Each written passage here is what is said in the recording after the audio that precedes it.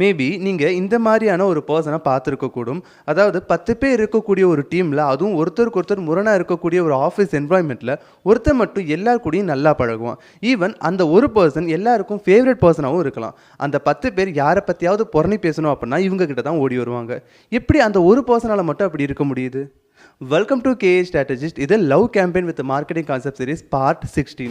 இன்னைக்கு நம்ம மார்க்கெட்டிங் கான்செப்ட்ல எதை பத்தி பார்க்க போறோம் அப்படின்னா கஸ்டமர் எம்பத்தி.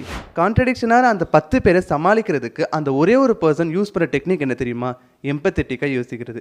யாரும் யாருடைய பாயிண்ட் ஆஃப் வியூ கேட்க கூட விருப்பம் இல்லாத இந்த இடத்துல உங்களுடைய பாயிண்ட் ஆஃப் வியூ சொல்லுங்கன்னு சொல்லி அதை முழுசாக கேட்டு அதுக்கேற்ற மாதிரி சொல்யூஷன் கொடுக்குற ஒரு பர்சனை யாருக்கு தான் பிடிக்காம போகும்? இதே மாதிரி தான் மார்க்கெட்டிங்கில் ஜஸ்ட் உங்கள் ப்ராடக்ட்டை விற்கிறதோட மட்டும் இல்லாமல் உங்கள் ப்ராடக்ட் பற்றின ரிவ்யூஸ், கமெண்ட்ஸ், ஃபீட்பேக் இது எல்லாத்தையும் மானிட்டர் பண்ணி அதுக்கேற்ற மாதிரி உங்களுடைய ப்ராடக்ட் சர்வீஸை அப்டேட் பண்ணும்போது நீங்களும் உங்களுடைய கஸ்டமருக்கு ஒரு ஃபேவரட் பிராண்டாக மாற முடியும்.